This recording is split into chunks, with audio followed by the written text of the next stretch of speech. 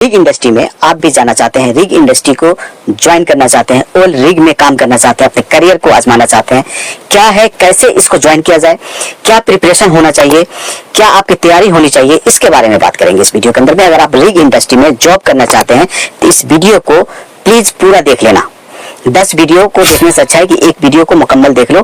कुछ डाउट्स, आपके maximum doubts clear हो जाएंगे, आपका विजन क्लियर हो जाएगा, क्या करना चाहिए, किस तरह से तैयारी करनी चाहिए, बहुत सारी बातें करेंगे इस छोटी सी वीडियो के अंदर में। सब कुछ आपको शॉर्ट में समझाने की कोशिश करेंगे, एक्सप्लेन करेंगे दोस्तों। गाइस, मुद्दे की बात करते हैं।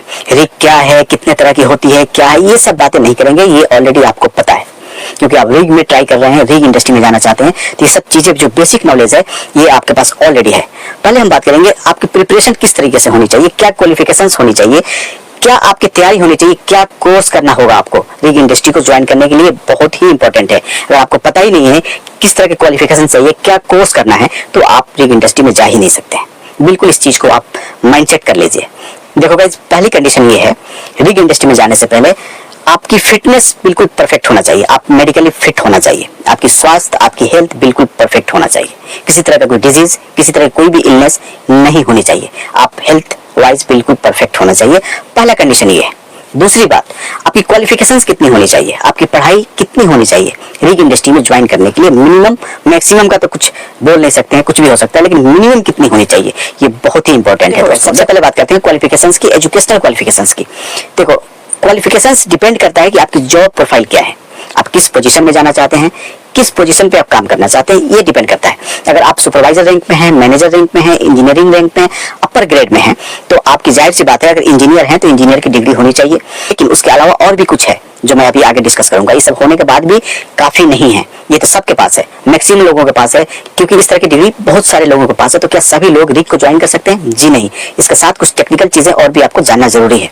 तो अगर बेसिक, अगर एंट्री लेवल जॉब की बात करते हैं तो इसमें बहुत ज्यादा हाई फाई कोई डिग्री क्वालिफिकेशंस नहीं चाहिए। अगर आप 10th पास हैं, +2 पास हैं, ग्रेजुएट हैं, तो अच्छी बात है। मिनिमम 10th पास तो होना ही चाहिए, मांगता ही मांगता है रिग के अंदर। मिनिमम आपको 10th पास से नीचे नहीं लेता है, ये चीज सोच लीजिए।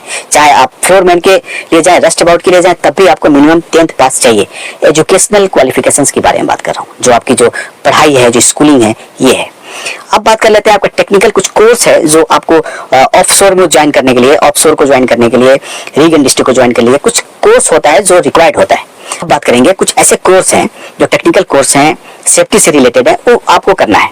ऑफशोर ऑयल रिग इंडस्ट्री में जॉब करने के लिए ये कोर्स रिक्वायर्ड होता है। जो कुछ कोर्स का मैं आपको लिस्ट बताता हूँ, लेकिन इस चीज आपको समझना जरूरी है, ये सारे कोर्स कोई जरूरी नहीं कि एक ही प्रोजेक्ट पे रिक्वायर्ड हो।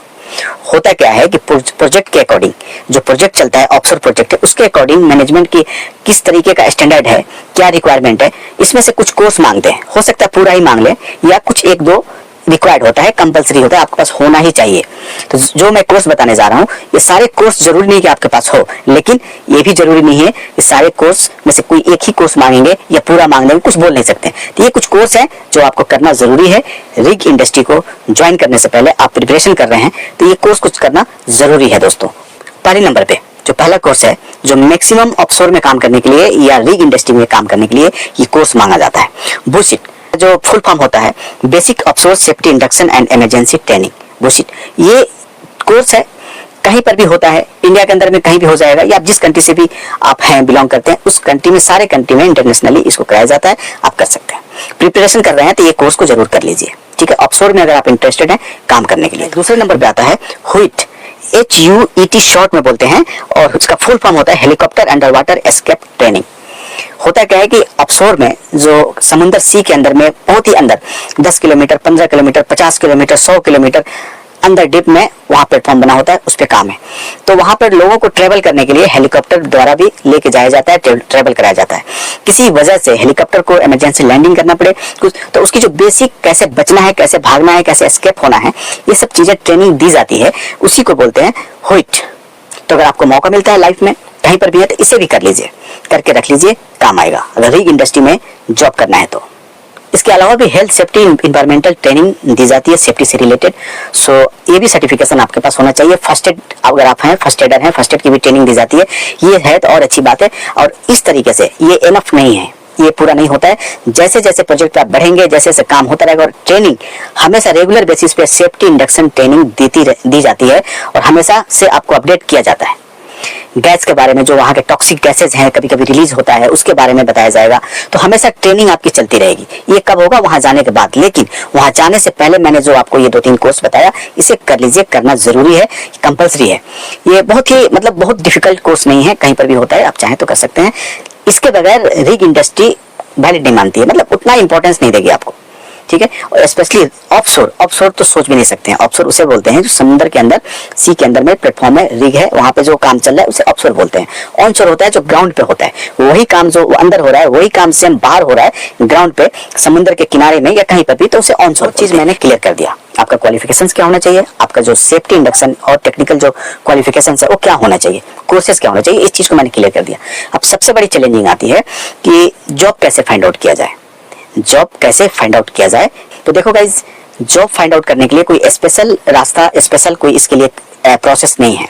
आपके पास डिग्री है, क्वालिफिकेशंस है, आपने कोर्स कर रखा है, जो रिग इंडस्ट्री है उसके वेबसाइट पे जाके आप CV अपलोड करते रहिए प्रॉपर तरीके से। जहां रिग की वैकेंसी आती है जिस कंसल्टेंसी में, उस कंसल्टेंसी के से आप टचअप रहिए, हमेशा आप पूछते रहिए, फोन करते रहिए, अपडेट लेते रहिए कि सर क्या रिग इंडस्ट्री की कोई वैकेंसीज आई है क्या। कोशिश कीजिए कि कोई आपका फ्रेंड है, कोई आपका गांव के लोग हैं, कोई आपके पड़ोसी हैं, आपके दोस्त हैं, कुछ भी है, रिग इंडस्ट्री के काम कर रहे हैं, तो उनसे कोशिश कीजिए, रिक्वेस्ट कीजिए कि कोई अपॉर्चुनिटी हो तो मुझे बताना। ये भी एक बहुत अच्छा और सेफ तरीका है।